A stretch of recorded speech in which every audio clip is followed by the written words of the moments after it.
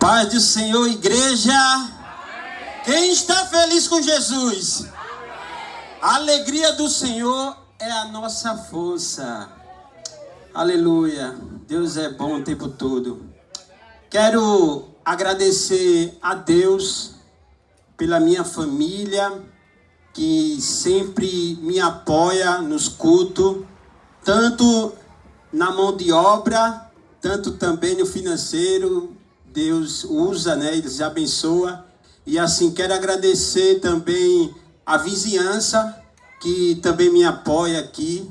Fica muito feliz com o culto. E eu sou grato a Deus por ser privilegiado, né? Por ter uma família, vizinho. Meu pastor Abelardo, por favor, fique de pé. Em nome de Jesus, quero apresentar o meu pastor Abelardo Santos, que Deus confiou ele essa missão de me conduzir até as mansões celestiais. Meus irmãos, vamos bater palmas para Deus, para celebrar a Deus pela vida do pastor Abelardo. Aleluia. Quero agradecer também cada pessoa que está aqui presente. Eu sei que veio para adorar a Deus e engrandecer, e também para celebrar essa alegria que eu tenho no meu coração. Porque não é o ouro e nem a prata, é a presença de Deus. Não é sobre coisas nem bens materiais, é sobre o nosso Deus. Porque a gente viver com alegria, falando de Jesus, não tem coisa melhor. Se eu soubesse que era tão bom, eu tinha renunciado minha carreira de DJ antes. Porque eu confesso que a melhor coisa que eu amava fazer era tocar. A minha mãe dizia: Erickson, o seu mundo é o mundo do reggae. Você vive ao redor, porque eu conspirava isso, entendeu? Era tudo. E a pessoa faz um culto de gratidão, aí bota a bandeira, a tenda, e pessoas possam até pensar: ele quer até aparecer, se exibir. Não, meus irmãos, porque no mundo eu fazia tantas coisas para exaltar, né, coisas que hoje eu vejo que não tem significância nenhuma, né? Então aqui é forma de gratidão, porque esse Deus que eu tive um encontro e tenho, né, é o Deus que também tem encontro com vocês. E aqueles ainda que não teve um encontro com esse Deus, eu creio que vai ter, né? Porque não precisa a gente chegar e dizer que é canela de fogo, que é isso e aquilo, não. A evidência de você ser um filho de Deus é quando o Espírito Santo habita em você. Quando o Espírito Santo habita em você, há transformação. Então, você é filho de Deus, você é filha amada de Deus. Aleluia. E eu confesso que a gente quer viver muitas vezes os nossos planos, né, os nossos desejos.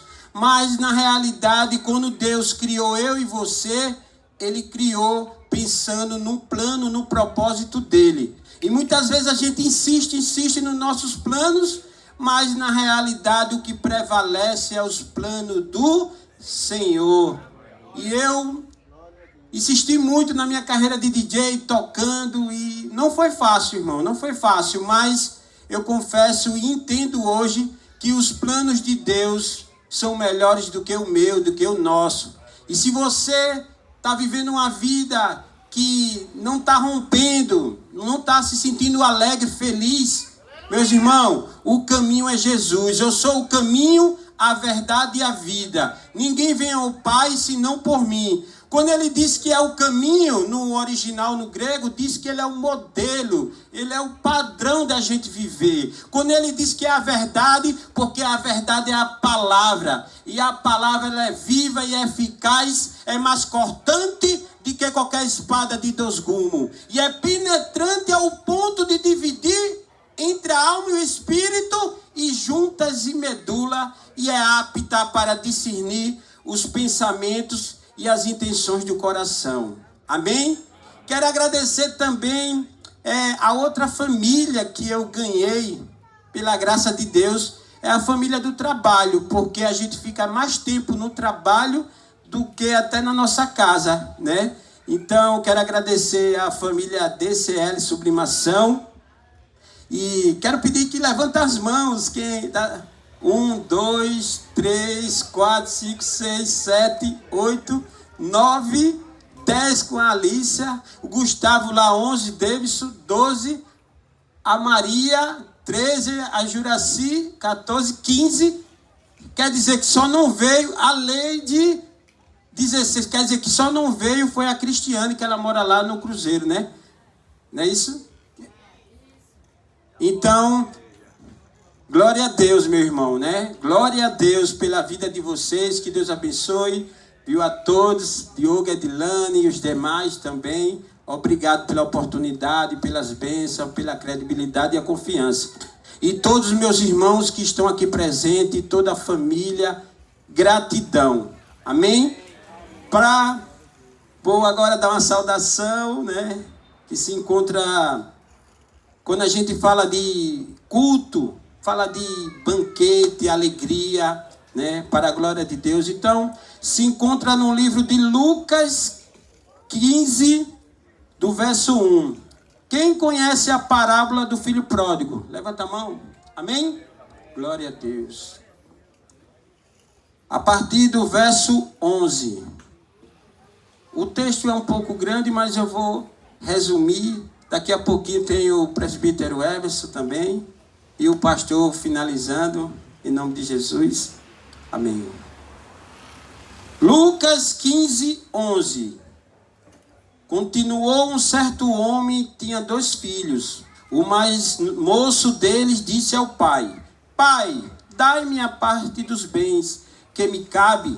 E ele lhe repartiu os haveres. Passado não muitos dias, o filho mais moço, ajuntando tudo que era seu, partiu para uma terra distante. Lá dissipou todos os bens, vivendo dissolutamente. Depois de ter consumido tudo, sobreveio àquele país uma grande fome. E ele começou a passar necessidade. Então ele foi e se agregou a um cidadão daquela terra. E este o mandou para os seus campos, aguardar porcos. Ali desejava ele fartar-se das alfarrobas, que os porcos comiam, mas ninguém lhe dava nada. Então, caindo em si, diga, meus irmãos, caindo em si, quanto dos trabalhadores de meu pai tem pão com fartura, e eu aqui morro de fome. Levantar-me-ei, diga, meus irmãos, levantar-me-eis, e irei ter com meu pai, e lhe direi: Pai, pequei contra o céu e diante de ti, já não sou digno de ser chamado teu filho. Trata-me como um dos trabalhadores. E levando-se, foi para o seu pai. Vinha ele longe, ainda de longe, quando seu pai avistou, e compadecido dele, correndo, abraçou e beijou. E o filho lhe disse: Pai, pequei contra o céu, e diante de ti já não sou mais digno de ser chamado teu filho. O pai, porém, disse aos seus servos: Trazei depressa a melhor roupa, veste, pondo-lhe um anel no dedo, sandália nos pés. Trazei também e matai um novilho cevado. Comamos e regozijemo-nos, porque este meu filho estava morto e reviveu, estava perdido e foi achado. E começaram a regozijar-se. Amém? Obrigado, Deus, por essa palavra, Pai. Graça nós te damos, Senhor. Seja generoso, Senhor, com a tua igreja. Mostra as tuas revelações, Pai. Contempla o teu favor, a tua majestade. Amém. Meus irmãos, esse texto aqui é o próprio Jesus narrando essa parábola, né? E para a gente entender essa parábola, a gente tem que voltar para o contexto, né? O contexto aqui é aproximando-se Jesus dos publicanos e pecadores para ouvir. Jesus se aproximou dos publicanos. Publicano, ele era coletores de impostos. E os pecadores daquele tempo, na cultura judaica, eram pessoas de classe baixa, né, que não era muito favorecido para os fariseus e os escribas, né? Então, essa parábola aqui conta que murmuravam-se os fariseus e os escribas, né? Fariseu eram os devotos da Torá, né? Os da lei, né? Que achava que era muito certinho, né? E essa parábola fala do filho mais moço, né? Que representa os pecadores, os publicanos, né? E os fariseus e escribas, o filho mais velho. Então aí Jesus fala em parábola para chamar a atenção, né? Para eles observar, né? Para ver se ele entendia. E começa pela parábola da ovelha perdida. Né? Essa parábola aqui fala do ministério de Jesus, o ministério do bom pastor, né? Aqui fala que um homem, né, tinha 100 ovelhas e deixou 99, né? E uma ovelha se perdeu e ele foi atrás. E o próprio Jesus diz: eu sou o bom pastor, e o bom pastor dá a vida pelas ovelhas. Estou aqui resumindo, né? E depois vem que achando, põe no ombro, cheio de júbilo. Aí, indo para casa, reúne-se os amigos, os vizinhos, dizendo-lhe: alegrai-vos comigo, porque achei a minha ovelha perdida. Diga-vos que assim haverá júbilo, alegria no céu por um pecador que se arrepende, que se arrepende do que por 99 justos que não necessita do arrependimento. Então, essa parábola aqui, né, do começo ao fim, fala de um plano da salvação.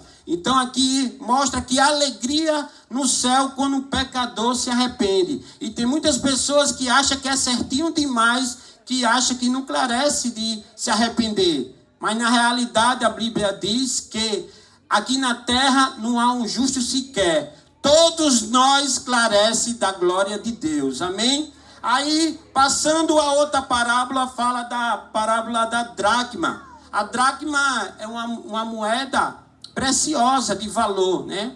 Na cultura judaica, né, essa parábola, ela servia também para dar o dote, né? Quando um varão ia casar com a mulher, ele separava algumas dracmas, né, e dava o dote à esposa, o pai da esposa, como fez Isaac, né, para casar com a Rebeca, que ele deu dote ao seu pai, o Betuel.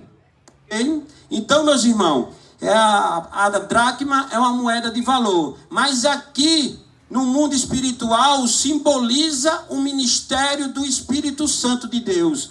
Quando diz que a mulher perdeu a moeda e acendeu a candeia, a luz, né? Quando ela diz a luz, né, acesa, já representa aqui, simboliza o ministério do Espírito Santo de Deus. Então, quando ela fez a varredura, né, que acendeu a luz, bem assim é na nossa vida. É necessário que o Espírito Santo faça essa limpeza, porque a evidência que nós temos o Espírito Santo é a transformação. Por isso que está escrito lá em Romanos 1,16: não me envergonho do Evangelho, porque o Evangelho é o poder de Deus para a salvação. Então, o Espírito Santo, ele faz essa obra na nossa vida, ele tira toda impureza, né? Ele tira todo peso do pecado e faz essa obra de Deus, né? Ele é responsável para nos guiar, né? Nos conduzir até a salvação,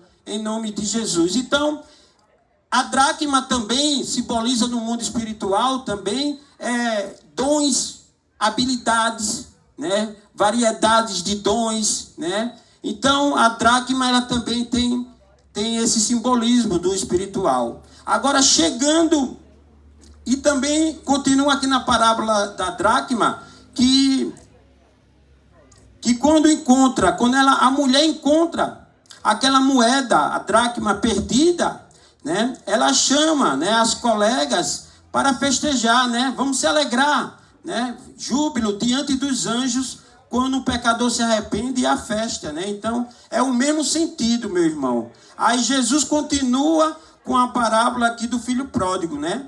No mesmo sentido. Então, aqui mostra um filho que dentro de casa, né, com todas as bênçãos, e é ingrato. A ingratidão dele, né? Querendo desfrutar das bênçãos sem o pai. Como é que pode? Bênçãos sem Deus na direção, acaba indo à falência, não tem sucesso. Você pode até viver momentos sem Deus, não é nada, meu irmão. Não troque Deus por um momento, porque Deus é eternidade. Amém?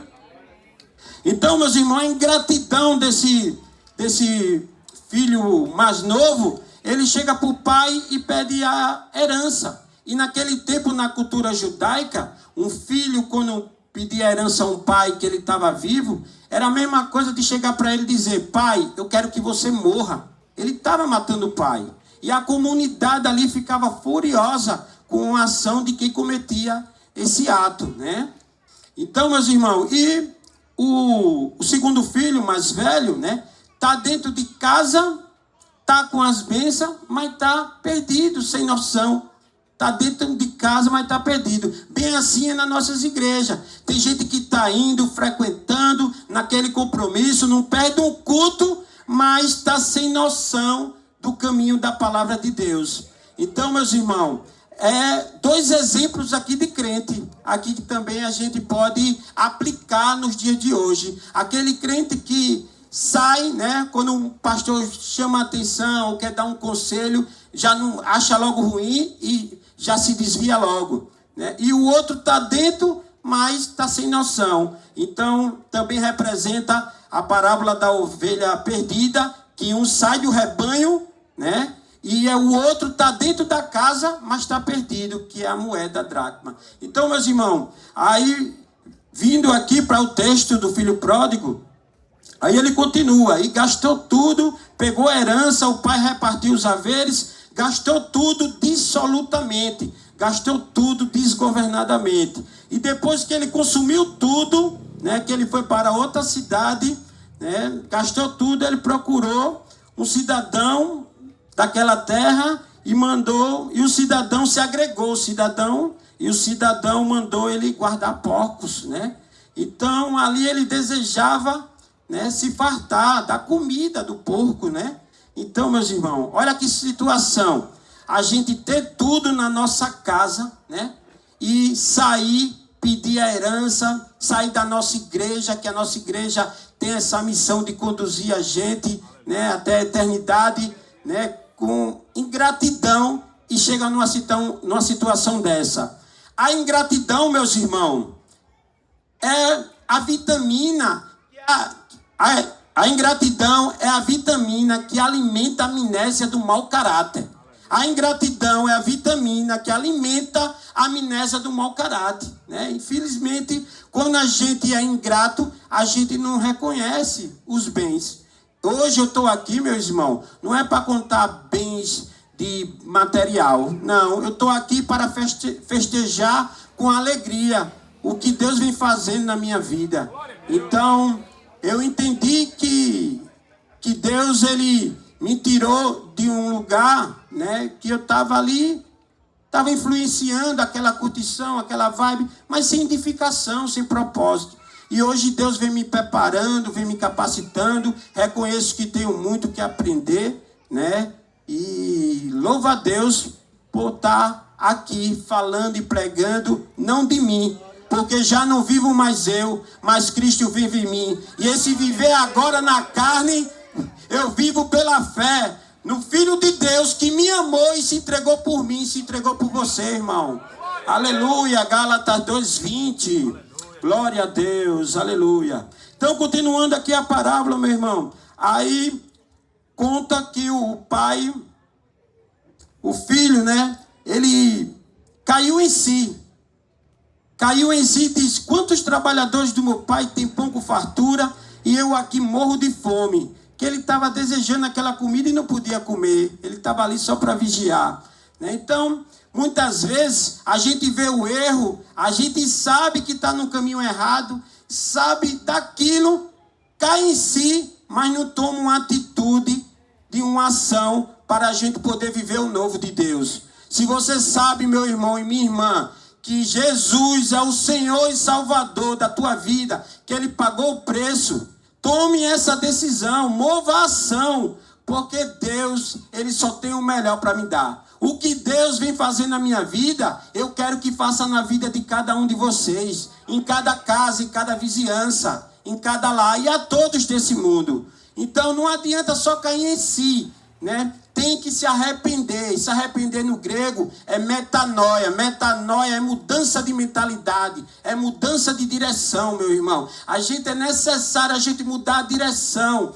É olhar e reconhecer e mover a ação. Porque a mudança que eu e você quer está na atitude que nós não tomamos. Repita comigo. A mudança que eu quero está na atitude que eu não tomo. Aleluia, glória a Deus. Então ele caiu em si e disse: eu levantar-me-ei. Eu levantar-me-ei. É necessário a gente cair em si e dizer: eu levantar-me-ei e irei ter com meu pai. E ele ensaiou até discurso para quando chegar no pai e dizer: pai, pequei contra ti, contra o céu, a ti pequei, já não sou digno de ser chamado seu filho. Mas o nosso Deus, Ele não se comove por emoção, meu irmão, por palavras bonitas, porque Deus é espírito e Ele quer que os seus adoradores adorem em espírito e em verdade com a palavra de Deus. Aleluia, glória a Deus. Então ele saiu do discurso, mas o pai, quando ele estava vindo no caminho, avistou ele de longe. E quando o pai avistou ele de longe, o pai se aproximou dele, correu até ele. E naquele tempo da cultura judaica, era vergonhoso um ancião correr. Mas o pai não ligou para isso. O pai correu até ele, abraçou e beijou. E ainda disse para o seu servo: trazei a melhor roupa, né? Trazei um anel, trazei a sandália. A roupa, meu irmão, a veste significa alegria, significa salvação. Você lembra quando Adão e Eva pecou no jardim? Que ficaram envergonhados, cobriu de folhas. Lá e Deus veio e disse: Adão, cadê você? E ele ali envergonhado.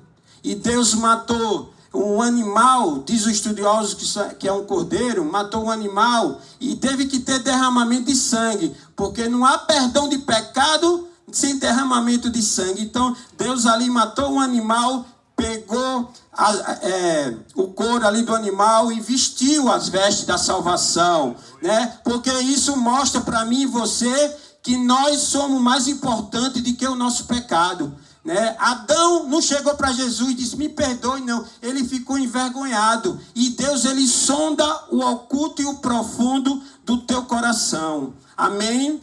Então, meus irmãos, o anel representa, né, a identidade, né, o destaque da família, né? Quando o pai ali bota ali o anel, tá ali, eu estou restaurando a tua dignidade, eu estou restaurando o teu caráter, meu filho. Tu foi ingrato comigo, tu fez o que fez, mas eu te amo. Eu não olho para o pecado, Deus olha para o arrependimento, porque esse pai aqui da parábola do filho pródigo representa o nosso eterno, maravilhoso Deus Todo-Poderoso. Quando Deus chega e pega a sandália, quando ele bota a sandália, naquele tempo da cultura judaica, meu irmão, os escravos, né, os servos, ele trabalhava descalço e os filhos calçado. Então a gente identificava quando era filho e quando era servo, escravo, né? Então ele pegou a sandália e colocou ali: você está livre, meu filho, você é meu filho, eu te amo, você está liberto, né? Vem para a casa do pai. Então, meus irmãos, aqui, né, mostra esses exemplos. Então, pai chegou e pediu que matasse um novilho para nós comermos, regozijarmos e aquela alegria. Só que o filho mais velho chegou e ficou revoltado com aquela situação e não quis entrar na festa, né? Não quis regozijar. E o pai disse: meu filho, o filho disse para o pai: pai, eu sempre fiz tudo certinho, tudo que o senhor pede eu faço, estou aqui na casa com o senhor, nunca saí, né? Faço tudo direitinho, e o senhor nunca matou um novilho para mim festejar com meus amigos. Aí o pai disse: meu filho, Tudo que eu tenho é teu. Tudo que eu tenho é teu, meu filho. Vamos regozijar, se alegrar, porque o teu filho estava morto, o teu irmão estava morto e reviveu. E muitas vezes, meus irmãos, a gente está na bênção, a gente tem e acaba murmurando, né? A murmuração é uma reclamação sem fundamento contra Deus. A ingratidão, meus irmãos, não leva a gente a lugar nenhum. Então ali, ele com as bênçãos, mas ignorando, murmurando. Então, é o exemplo de dois cristãos, de dois filhos, que a gente pode aplicar na realidade da vida que nós vivemos. Então, meus irmãos, aqui, contei aqui um pouco da parábola do filho pródigo, mas eu quero chamar a atenção desse pai. Esse pai, para finalizar, é um pai amoroso, né? Porque o filho fez isso tudo com o pai, o outro ingrato não quis entrar na festa para regozijar, e o pai sempre disponível, sempre de braços abertos, assim como o nosso Deus. Amém? Então, meus irmãos, o pai, quando viu o filho de longe, ele chegou ali e foi abraçar, né? Foi abraçar. Muitas vezes, eu venho aplicar agora para o dia de hoje, muitos filhos também, ele erra, vai para o mundo, né? E não quer voltar para casa, porque o pai e a mãe vai passar na cara aquilo que o filho fez. Mas o filho pródigo, ele voltou porque sabia que o pai não ia passar na cara. Meu irmão, pai, mães, não importa a situação que o teu filho está vivendo, a tua filha, ele não é um problema. A tua filha não é aquilo que as pessoas estão julgando. A tua filha não é aquilo que você está pensando. As palavras de um pai, as palavras de uma mãe são decreto da vida de um filho, na vida de um filho. Ele pode estar passando por momentos problemáticos. Ele pode estar passando por uma situação. Ah, meu filho está traficando, está roubando. Ele não é ladrão, ele não é traficante. Ele pode estar passando por esse processo. Mas você é pai, você é mãe. Decrete palavras de vida, de vitória. Chegue para ele, filho. Você é um pregador do evangelho, você é um homem de Deus. Eu não aceito essa condição que você está vivendo, porque nós não vivemos pela posição. Assim como o meu pastor Abelardo diz, não viva pela condição, a gente vive pela posição. E a nossa posição é de poder e de autoridade pelo Espírito Santo de Deus. Aleluia. Gere memórias, pais. Gere memórias, mãe, nos filhos. Independente da situação, você tem que gerar memórias, né? Porque você tem que ser esse exemplo, deixar esse legado para os seus filhos.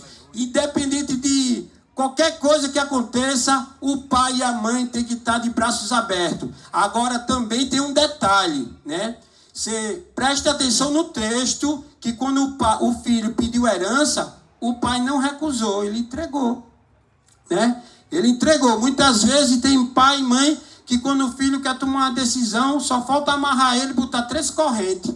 Não, não é assim. Se ele não quiser aprender na melhor escola da vida, que é na casa do pai, a vida no mundo ensina. Então, o seu direito como mãe e pai é estar sempre intercedendo, decretando vitória na vida do seu filho, na vida da sua filha. Amém?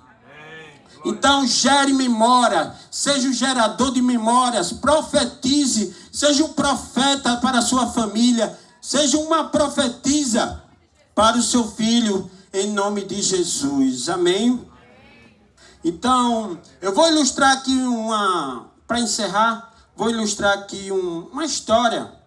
Era uma família, o pai Jacó, a mãe Joana, e tinha 2 filhos, Ricardo e Pedro, né? E o filho Ricardo chegou para o pai Jacó e disse assim: pai, você sabia que eu te amo e eu nunca quero ficar longe do senhor? E o pai Jacó: ah, Ricardo, vá para lá, pare de besteira, você quer o que com isso? Você quer alguma coisa? Aí o Ricardo foi, deu uma saída, tal, aí viu o seu irmão Pedro brincando, aí disse: Pedro, você sabia que eu te amo e eu nunca quero ficar longe de você? Aí o Pedro disse, Ricardo, tu já vem com essa conversa fiada, vamos brincar? Aí o Ricardo foi pro quarto chorando, se encolheu ali no cantinho e começou a chorar. Aí a mãe Joana, quando viu, chegou para ele e abraçou. O que foi, meu filho? O que foi? Aí abraçou. Quando abraçou o Ricardo e ele lá chorando, ele disse, mãe, você sabia que eu te amo e eu nunca quero ficar longe de você? E a mãe disse para ele, filho, eu também te amo e eu não quero ficar longe de você. Então, quando foi na madrugada, o Ricardo foi no quarto de Jacó, do seu pai, e acendeu a luz e ficou olhando para o pai e para a mãe, e Jacó acordou. Quando Jacó acordou e disse, que é, menino, que está acordado numa hora dessa, menino, vá para a cama. Aí disse lá umas coisas com o Ricardo e ele foi dormir. Quando acordou para ir para o colégio, o Pedro já estava na mesa para tomar café e Ricardo não estava. Aí Jacó, seu pai, disse, cadê você, menino? Eu não disse a você. Olha essa hora que você não está acordado. Tem um colégio para ir. E finalmente, quando chegou lá, Ricardo estava morto e estava com um papel no seu peito. Então chegou a mãe Joana, quando viu aquilo, viu a cor do menino diferente, balançou. Nossa, Ricardo está morto. Aí o pai olhou assim, nossa, o meu filho está morto. E aquele desespero e tudo. Quando pegou a carta, e ele foi ler e disse, pai, Deus me chamou e Ele quer que eu fique bem pertinho dEle, porque é com Ele que eu devo estar. Pai, tenho algo para te dizer. Pai, você trabalha tanto e esquece de amar. Pedro, não tenha medo, Pedro. Não se envergonhe de dizer que ame alguém. Não se envergonhe de dizer que te ama, porque eu te amo. Mãe Joana, você é a melhor mãe do mundo. Te amo, mãe Joana. Eu amo todos vocês. E assim foi uma história de uma filha. Eu vi essa ilustração contada pelo pastor Josué Gonçalves. E o que me chamou a atenção, que se a gente não mudar e não cair em si e tomar uma decisão na nossa vida de amar, escolher o amar, a gente vai acabar sentindo a dor do remorso. Sabe por quê, meus irmãos? Os mortos recebem mais flores do que os vivos? Porque a dor do remorso toca mais do que a dor da gratidão. E aqui eu finalizo a minha saudação, os meus agradecimentos a todos vocês. Eu amo vocês, em nome de Jesus. Amém. Presbítero Eves, né? Cadê você, meu irmão?